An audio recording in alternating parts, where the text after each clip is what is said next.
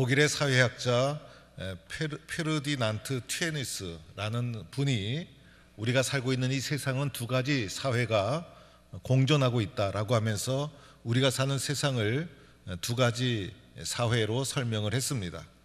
하나는 공동사회가 있다는 것입니다. 게마인샤프트라고 하죠. 또 하나는 이익사회, 게젤샤프트라고 하죠. 그래서 공동사회와 이익사회가 우리가 살아가는 이 세상 속에 공존하고 있다라고 설명을 했습니다. 이익사회는 도대체 뭘까?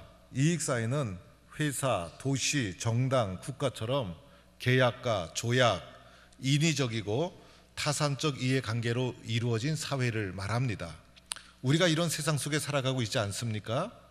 그런데 이런 세상이 다가 아니라 우리가 살아가는 이 세상 속에 공동사회가 있다는 것입니다. 공동사회는 도대체 뭘까? 공동사회는 혈연을 중심으로 맺어진 공동체를 공동사회라고 부르고 있어요. 그래서 이익사회는 이익을 주로 주목하고 있고, 공동사회는 관계를 중시하고 있고, 이익사회의 대표는 기업과 회사라고 할 수 있고, 공동 이 사회의 가장 대표적인 것은 가정이라 할 수가 있습니다. 그래서 이 두 가지 사회가 공존하고 있는데, 이익사회와 공동사회가 서로가 이제 공존하고 있는데, 이익사회의 눈으로 공동사회를 이제 평가하고 공동사회를 갖다가 이익사회처럼 만들려고 하면 두 사회가 정체성과 뿌리가 다르기 때문에 합쳐질 수가 없는 거예요. 그래서 회사의 눈으로 가정에 돌아가서 공동사회 가정이 회사처럼 되기를 요구하고 말하게 되면 충돌이 일어날 수밖에 없는 것이죠. 또 공동사회 가정의 입장에서 이익사회가 그렇게 되기를 원하면 어떻게 됩니까? 사회화가 덜 된 사람이 되고, 사회에 적응이 못한 사람이 되고, 사회에서 무능한 사람이 될 가능성이 많은 거예요. 그래서 이 공동사회와 이익사회는 서로가 뿌리가 다르고 성격이 다르다는 것을 우리가 이해를 해야 된다는 것이죠. 그런데 이 두 사회 중에서 인간의 삶의 가장 본질적인 1차적인 사회는 바로 이익사회가 아니라 공동사회죠. 사람은 공동사회에서 출발을 하잖아요. 가정에서 태어나고 가정에서 관계가 형성되면서, 그래서 사람의 바탕에는 공동사회가 사람의 삶의 바탕이요 본질이라 할 수가 있고, 이 공동사회의 은혜가 없이는 이익사회에 적응도 하지 못하고 살아갈 수도 없게 되는 존재가 되고 마는 거예요. 그런데 공동사회의 가장 대표적인 것이 가정인데, 가정보다도 더 영원하고 가정보다도 더 본질적이고, 가정은 우리가 세상에 살아가는 날 동안만 관계를 맺는 것이지만 이 가정보다 더 영원한 공동사회가 존재하고 있는데, 그것이 바로 교회 공동체라는 사실이에요. 우리 교회 공동체의 소중함, 이것을 오늘 말씀드리고자 합니다. 여러분, 사람은 혼자 살 수가 없죠. 혼자 사는 사람은 아주 어렵고 힘든 것을 감수해야 될 거예요. 고독하고 외롭고 쓸쓸하고, 그러다 보니 혼자 살다 보면 그 사람은 분명히 상처가 많은 사람일 것이고, 그리고 이 상처를 해결받지 못한 거예요. 그리고 상처가 없다 할지라도 혼자 사는 사람은 분명히 성격이 못된 사람일 가능성이 많아요. 혹시 혼자 사시는 분 있으면 용서해 주시기 바랍니다. 그렇지 않은 분도 있긴 있어요. 나는 그렇지 않다고 생각하시면 되는 거예요. 그래서 사람은 혼자 살 수 없고 공동체 속에 들어가서 관계를 맺으면서 살아가게 되는데, 이 공동체가 사람의 삶의 바탕이고 안정이고, 여러분, 가정이 편안해야 우리의 삶이 안정되지 않습니까? 그와 마찬가지로 우리에게는 모두 공동체가 필요한데, 그 공동체 중에서 영원한 공동체, 본질적인 공동체가 바로 교회라는 것이에요. 그래서 오늘 말씀 속에는 초대교회 공동체의 태동이 오늘 말씀 속에 기록되어 있는데, 우리들은 가끔 그런 말을 합니다. 초대교회로 돌아가자. 왜 이런 말을 할까? 초대교회가 공동체의 본질이어서 본질로 돌아가자. 그리고 본질에 힘쓰자. 그래서 신앙의 위기와 인생의 위기가 있으면 이 공동체의 본질인 초대교회 모습을 보면서 위기를 극복하자는 의도가 그 구호 속에 담겨 있다라고 할 수가 있어요. 그래서 우리가 오늘 이 초대교회 모습을 살펴보는데, 먼저는 이 초대교회 모습을 살펴보기 전에 초대교회를 태동시킨 원인이 있었어요. 초대교회 태동시킨 원인이 있었는데, 뭐든지 원인이 있죠. 나무가 있으니까 책상이 있는 것이고, 그죠? 또 이렇게 어떤 재료가 있으니 음식이 만들어지는 것이고, 뭐든지 원인이 있고 결과가 있는 것인데, 초대교회라는 결과를 태동시킨 원인 두 가지가 있어요. 직접적인 원인 두 가지. 첫째는 성령의 임재 사건이었어요. 그렇죠, 여러분? 그래서 성령께서 어느 날 부활을 체험한 주님의 제자들이 흩어지지 않고 마가의 다락방에서 오로지 기도에 힘쓸 때 어느 날 갑자기 바람 같은 성령, 불 같은 성령이 그들에게 갑자기 임하게 되어졌죠. 여러분, 사람이 부활을 체험했다고 해서 갑자기 용감해집니까? 사람은 사람인지라 연약함이 있고 의심이 있고 부족함이 있고, 그랬던 제자들에게 성령이 임하셔서 바람 같은 성령, 불 같은 성령이 마음속에는 의심, 불안, 두려움, 연약함 다 내쫓아 주시고 성령 충만한 사람으로 만들어 주었던 거예요. 이 성령 충만이 제자들로 하여금 교회 공동체를 태동시키는 원인이 되었다는 거예요. 그리고 또 하나는 복음 선포였죠. 베드로의 복음 선포.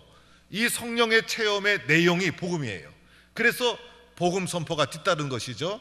그래서 베드로가 성령 충만해서 선포를 하는데, 그 선포의 내용이 뭡니까? 너희가 십자가에 못 박은 이 예수를 하나님이 주와 그리스도가 되게 하셨다. 그래서 십자가에 달리시고 죽으시고 부활하신 예수님이 그리스도이시다, 우리의 구원자이시다. 마음이 찔려서 회개하고 예수 영접하고 세례받고 구원받고 예수를 통해 이런 일이 일어나야 된다, 복음을 선포하게 되었다는 거예요.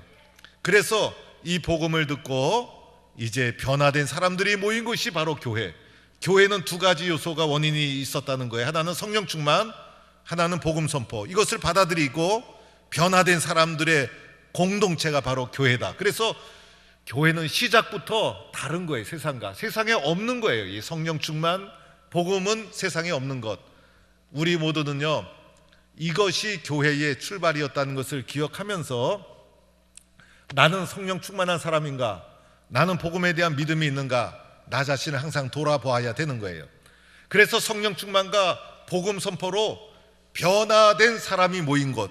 그러니까 우리들은 세상 사람이 아니라 변화된 사람, 성령 충만하고 복음을 받아들여서 변화된 사람들이 모인 교회를 이루고 있다는 사실을 기억해야 돼요. 물론 이 자리에는 성령 충만이 뭘까, 또 복음에 대한 의심이 아직도 남아있는 분들이 있을 수 있어요. 괜찮아요, 여러분. 이 자리에 여러분이 왔다는 것 자체가 소중한 거예요.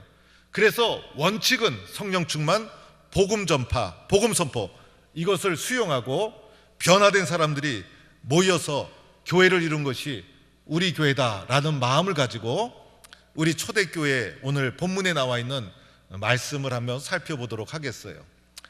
오늘 이 말씀은요, 많은 분들이 설교를 하고 저도 몇 번 설교를 했어요. 오늘은요, 존 스토트라는 유명한 복음주의 신학자가 있어요. 이분이 한국에 있는 신학자와 목사님들이 참 좋아하고 한국의 그리스도인들이 좋아해서 이분의 책이 많이 번역되기도 하고 소개가 되었는데, 존 스토트 박사가 이 본문을 보면서 초대교회 특징을 네 가지로 설명을 했어요. 이 네 가지를 중심으로 제가 여러분에게 설명을 해드리겠어요. 네 가지 주제는 이분이 이렇게 잘 정리를 했는데 이것을 저도 그대로 동의를 하고 그 다음에 설명의 내용은 제가 설명해 드리는 거예요. 그래서 이 네 가지 초대교회 특징을 이분은 어떻게 주제를 잡았는가 살펴보니, 이분이 초대교회 오늘 본문의 말씀을 묵상하면서 초대교회 네 가지 특징, 첫째는 초대교회는 배우는 공동체였다는 거예요. 배우는 공동체. 교회는 배우는 공동체라는 사실을 기억해야 돼요, 여러분. 그래서 오늘 말씀을 시작하면서 42절에 사도의 가르침을 받았다는 거예요. 받아서 늘 배우는 교회였다는 거예요. 무엇을 배우죠? 말씀을 배우는 거예요. 왜냐하면 성령 충만하고 복음의 말씀을 받아들이고 나니 배우고자 하는 영적인 갈급함이 쫙 올라와서 교회의 특징, 말씀을 배우는 교회라는 거예요. 끊임없이 배우는 교회, 이것을 날마다 한 거예요. 그래서 교회에서 하는 중요한 것은 말씀이에요. 말씀으로 교회가 시작된 거예요. 말씀을 믿고 말씀을 의지하고 말씀대로 될 줄로 믿고, 이것을 꾸준하게 말씀의 사건은 하루만으로 끝나지 않고 한 번만으로 끝나지 않아요. 오늘도 말씀, 내일도 말씀, 매일매일 꾸준하게 일상이 말씀. 이것이 성도의 능력이죠, 여러분. 말씀이 끊어지면 어떻게 됩니까? 금방 세속적인 사람이 되고 마는 거예요. 말씀을 진리로 믿고 말씀대로 될 줄로 믿고 말씀이신 예수님을 탁 붙잡고, 그리고 예수님께서 내 죄를 용서해 주셨음을 말씀으로 믿고, 그 말씀이 나로 하여금 세상을 이기게 하고, 말씀이 세상의 유혹을 다 넘어서게 하고, 말씀이 우리에게 생명을 주고, 말씀을 통해서 내 인생에 대한 의미와 가치를 발견하고, 그래서 우리는 늘 말씀을 사모하고 말씀을 꾸준히 배우는 성도가 되고 교회가 될 때, 이 교회가 초대교회로 돌아가자, 바로 그 교회가 되어지는 거예요. 이런 교회가 되기를 축원합니다. 43절에도 보면 사람마다 두려워하는데 사도들로 말미암아 기사와 표적이 많이 나타났다. 여러분, 이 초대교회 성도들은 말씀을 받을 때 사도들의 권위에 철저하게 순종을 했어요. 그러다 보니 역사가 일어나고 표적이 일어나고 기사가 일어나고, 오늘날 교회에서는 주의 종이 말씀을 전합니다. 주의 종이 말씀을 전할 때 주의 종에 대한 신뢰와 사랑, 주의 종을 위해서는 늘 여러분이 기도해 주셔야 돼요. 저도 늘 힘들어요. 그리고 주의 종도 연약하고 부족함이 있어요. 저도 늘 부족함을 절실히 느끼면서 하나님 앞에 기도하면서 이 자리를 지키고 있는 거예요. 그럴 때마다 주의 종의 부족함이 보여도 사랑하고 신뢰하고 순종할 때 말씀의 역사가 그곳에 일어나게 될 줄로 믿습니다. 그것이 교회인 거예요. 또 신앙생활 하다 보면 어떨 때는 말씀이 귀에 쏙쏙 들어오고 말씀의 은혜가 충만한데, 어떨 때는 아무리 들으려고 해도 귀가 막히고 마음이 막혀서 말씀이 들리지 않을 때가 있어요. 대부분 내 마음의 문제예요. 주님, 그때는 내 마음 주님 도와주세요. 세상의 유혹과 세상의 염려, 근심, 걱정을 내 마음속에서 다 물리치고 말씀을 배우고자 하는 마음으로 내 마음을 가득 채워서 말씀을 배우고 말씀을 붙잡을 때 거기에 초대교회의 놀라운 역사가 일어나게 되는 거예요. 이런 성도가 되기를 간절히 축원합니다. 두 번째 교회의 특징은요, 초대교회는 사랑하는 공동체였어요. 사랑하는 공동체. 그래서 오늘 42절에 보면 서로 교제하고, 왜 교제할까요? 사랑하기 때문에. 사랑하며 만나고 싶고 교제하고 싶고 사귀고 싶고, 다 사랑해서 나오는 거예요. 사람이 혼자 살 수 있습니까? 혼자 살고자 하는 이기적인 내 욕심만 챙기던 내 마음속에 말씀과 성령이 충만해서 예수님의 십자가의 사랑이 쿡 들어오고 나면 마음 깊은 곳에서 사랑이 솟구쳐 올라오는데, 사랑의 성격 이타적이에요. 사랑은 사람을 향하게 되어 있어요. 그래서 이 사랑의 마음이 흘러오니까 성도들을 보니까 사랑이 가고 만나고 싶고 교제하고 싶고 이야기하고 싶고 밥도 같이 먹고 싶고, 그래서 사랑이 올라오면 교제가 자연히 이루어지는 것. 그래서 교회는 사랑의 공동체라 할 수가 있어요. 오늘 말씀 또 보니까 이런 말씀도 있죠. 44절에 믿는 사람이 다 함께 있어. 믿는 사람은 함께 있고 싶어 하는 거예요. 함께 있고 헤어지면 또 보고 싶고 교회 떠나면 또 가고 싶고, 함께 있고 싶고, 함께 있으면 시간 가는 줄도 모르고, 함께 있으면 좋고, 교회 떠나고 나면 아이고 집사님, 구역장님, 장로님 또 보고 싶고, 이것이 바로 교회예요. 또 46절에는 날마다 마음을 같이하여, 날마다 하는 거예요. 매일매일 일상의 삶이 보고 싶고 교제하고 싶고 만나고 싶고, 이것이 교회라는 거예요. 누가 시킨 게 아니죠. 사랑이 올라오니 자발적으로 매일 날마다 하게 되는 거예요. 제가 예배가 끝나기 직전에 옆에 있는 분하고 주일 저녁 예배에 만납시다라고 인사하라 그러면 다른 때는 목소리가 커도 그때는 소리가 줄어요. 그래서 저도 그 광고를 계속해야 되는가, 그 말 사실 맞지 않는 거예요. 사랑이 올라오니 오지 말라 그래도 날마다 와야 되는 것이 당연한데 자꾸 제가 당연한 것을 오라고 하니 이게 맞는가? 앞으로는 오든지 말든지 알아서 하세요. 하여튼지 날마다 보고 싶어서 와야지. 그게 일상이 되고 그게 교회죠. 그리고 마음을 같이 한다. 교회는 뭡니까? 마음을 나누는 것. 그래서 마음을 보고 사람을 대하고, 생각을 말하면 다툼이 일어나고 갈등이 일어나요. 생각보다 더 귀한 것은 마음. 그래서 날마다 마음을 보듬어주고 마음을 나누는 것, 이것이 교회이고, 교회의 본질은 사랑이 넘치는 것이 교회 공동체의 본질이다. 왜? 십자가의 사랑이 바탕이 깔려 있는 것이기 때문에. 또 말씀해 보니까 물건을 서로 통용하고 필요를 따라 나눠줬다는 것도 여러분, 사랑이 충만하면 주고 싶잖아요. 사랑이 넘치면 주고 싶고 줘도 아깝지 않고. 이것을 강압적으로 하면 그것은 교회가 아니라 공산주의죠. 그러나 사랑이 충만해서 이루어지니 그것이 아름다운 교회고 교회의 본질이고, 교회는 사랑의 공동체가 바로 교회의 본질이다.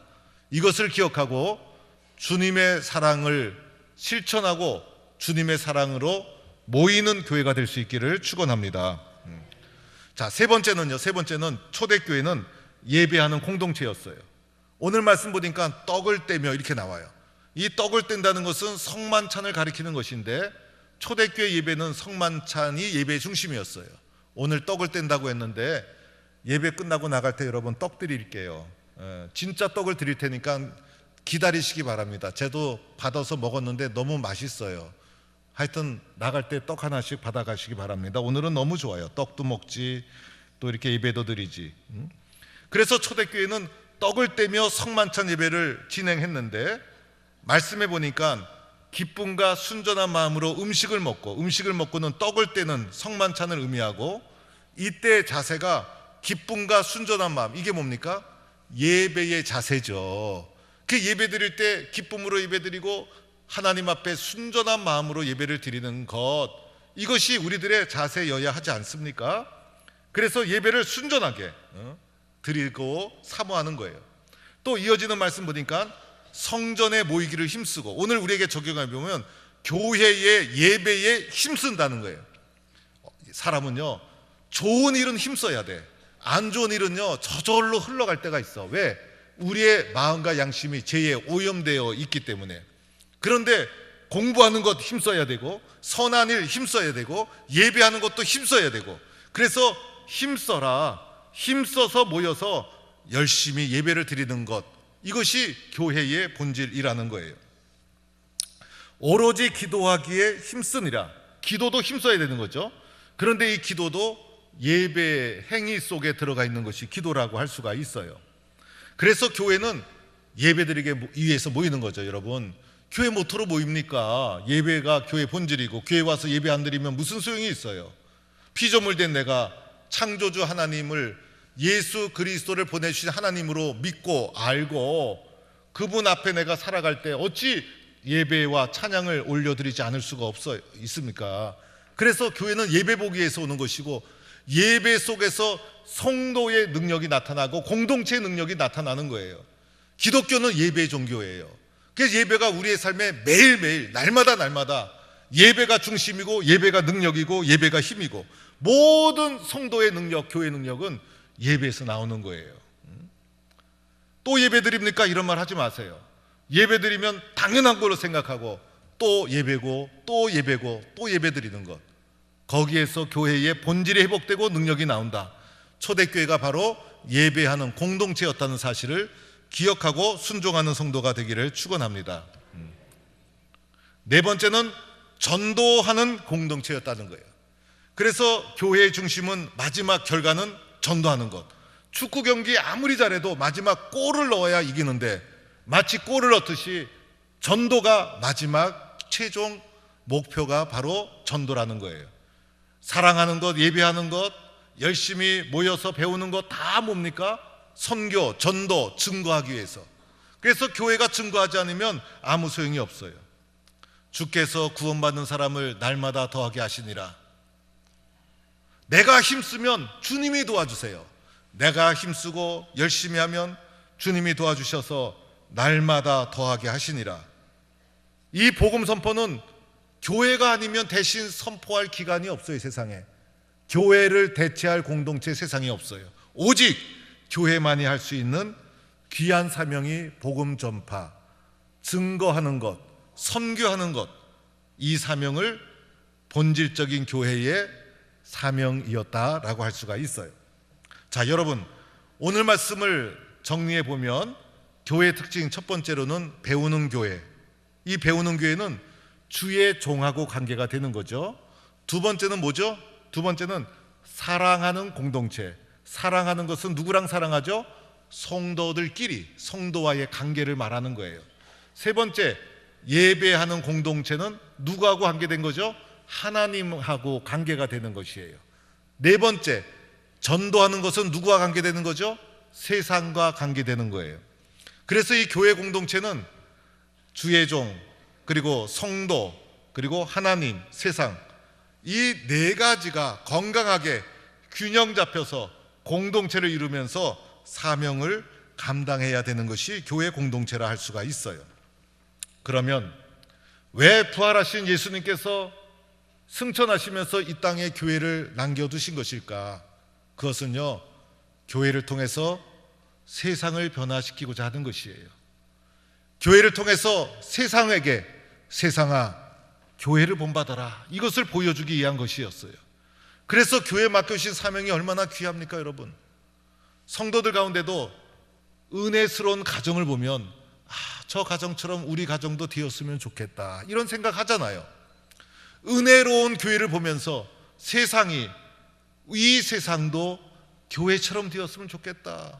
그래서 교회가 마치 세상 속에 예수님이 하셨던 사명을 감당하도록 남겨두신 것이 교회고, 그 사명을 감당하기 위해서 우리에게 필요한 것이 배우고 사랑하고 예배하고 전도하는 것, 그리고 그 전에 성령 충만, 복음 확신, 이것을 가지고 오늘도 배우고 사랑하고 예배하고 전도하는 교회가 되어서 영원한 공동사회, 영원한 공동체가 될 때 이 공동체가 성도들에게 축복의 통로가 되고, 이 공동체를 통해서 하나님이 복을 내려주시고, 이 공동체를 통해서 세상을 구원해 주시고, 이 공동체에 쓰임받는 나를 통해서 하나님이 큰 은혜와 복을 내려주시는 겁니다. 할렐루야. 여러분, 말씀 암송하시고 말씀을 잘 기억하시기 바랍니다. 은혜의 자리, 기도의 자리에 늘 열심 내시기 바랍니다. 성령 충만해서 예수를 믿어도 제대로 믿으시기 바랍니다. 엎드려 기도하고 일어나면 전도하는 거예요. 나는 하나님이 교회로 불러주셨다. 영원한 공동체, 우리의 삶의 바탕이 되고 근본이 되는 영원한 공동체에 주님이 나를 불러주시고 사용해 주신다. 이 교회가 나를 살린다. 이 교회 때문에 내가 축복을 받는다. 이 교회는 축복의 통로가 된다. 이런 마음을 가지고 믿음의 길을 걸어가는 겁니다.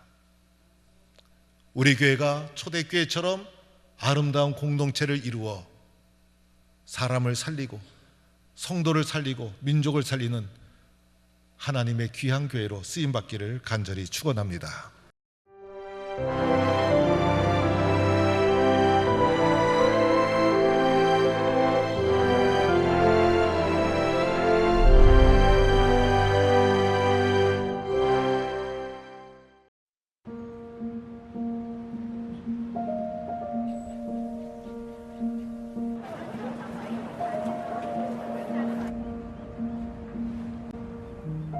너희는 다만 공의가 물처럼 흐르게 하고 정의가 마르지 않는 강처럼 흐르게 하여라.